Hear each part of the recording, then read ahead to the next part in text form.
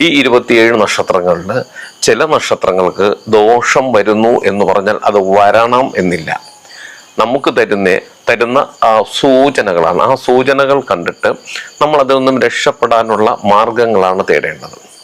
ചിലപ്പോൾ ധനനഷ്ടം, ചില നക്ഷത്രങ്ങൾക്ക് ഈ ഒരു വർഷം കൊണ്ട് ധനനഷ്ടം വരുമെന്ന് പറഞ്ഞാൽ ആ കാര്യത്തിൽ നമ്മൾ അധികമായി ശ്രദ്ധിക്കുക.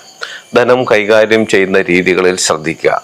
കഴിവതും ലോണുകളോ അങ്ങനെ കടം വാങ്ങിക്കലോ അങ്ങനെ ഒന്നും തൽക്കാലം നമ്മൾ എടുക്കാതിരിക്കുക.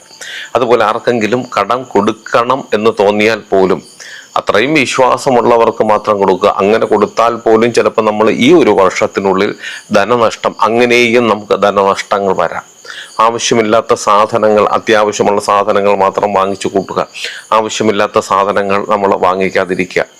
അങ്ങനെ അതൊരു ശ്രദ്ധ വേണം എന്നാണ്. അല്ലാതെ നമ്മൾ എത്ര ശ്രദ്ധിച്ചാലും നഷ്ടം വരുമെന്നല്ല. ശ്രദ്ധിച്ച് മുന്നോട്ട് പോയാൽ നമുക്ക് നഷ്ടം വരില്ല.